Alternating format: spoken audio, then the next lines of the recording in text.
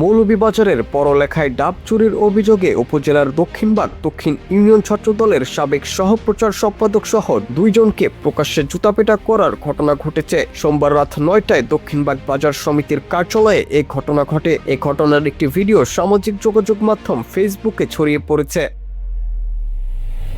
জুতাপেটার শিকার দুজন হলেন দক্ষিণবাগ দক্ষিণ ইউনিয়ন ছাত্রদলের সাবেক সহপ্রচার সম্পাদক আলী হোসেন মান্না ও ফাইজ আলী। মান্না উপজেলার গজবাগ গ্রামের আবুল হোসেনের ছেলে এবং ফায়েজ আলী দক্ষিণ দোহালিয়া গ্রামের ময়না মিয়ার ছেলে। ফেসবুকে ছড়িয়ে পড়া ভিডিওটিতে দেখা গেছে দক্ষিণবাগ ইউনিয়ন বিএনপির যুগ্ম সাধারণ সম্পাদক খলিলুর রহমান শাহিন প্রকাশ্যে সাবেক ছাত্রদল নেতা আলী হোসেন মান্না ও ফায়েজ আলীকে জুতা দিয়ে মারছেন। এ সময় স্থানীয় বাজার ব্যবসায়ী সমিতির সভাপতি আব্দুল হক সহ বেশ কয়েকজন পাশের চেয়ারে বসা ছিলেন। ওই সময় মারধরের ভিডিও স্থানীয় একজন ধারণ করছিলেন।